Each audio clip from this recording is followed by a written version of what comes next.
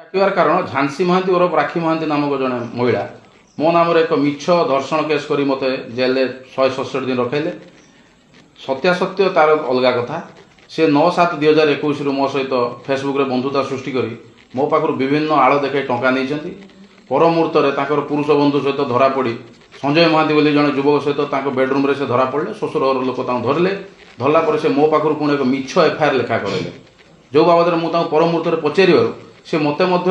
फसईदेवे बोलिकी कहते एवं सतरे फसईदे मो पाखर से जो टंका देते से टंका मागिबार से मो ना सिमुलिया थाना भद्रक केस नक सिमुलिया थाना केस कले एवं जद्वारा कि मुझे मिछरे 167 दिन भितर रही सिमुलिया पुलिस यार कौन उचित तदंत नक मत मिछरे भितर पुरैला एवं परे परे पुणी यही 10/8/2024 करे नेशनल पेट्रोल पंप चरमपारे से उक्त भद्र महिला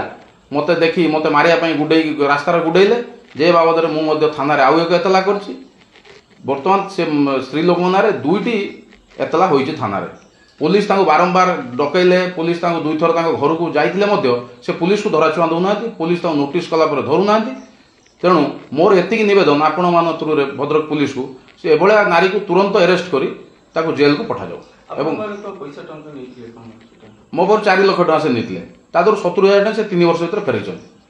कौन पे देइतले पैसा दर कारण से ताको पुअर पाठ पढ़ा बाबद रे मझिरे मते कहले मो सुना गहना मो स्वामी से सब बेले ता ससुर घर विरुद्ध स्वामी विरुद्ध मते कहती एवं कहीकि ताको प्रति गोटे समवेदना सृष्टि करतांती एभला करिकि मो पर से थरे कहले मो मुथुट फाइनान्स रे मो स्वामी सब पकई दैछन्ती मो बंधा मो सुना ताको खोली मते 2 लाख टका दियो तेणु मो घनिष्ठ बंधुत्वर घनिष्ठता दृष्टि 2 लाख टका देइथिले पर कहले बड़ पुअर एडमिशन कॉलेज रे 2 लाख टका दियो पुणी देइथिले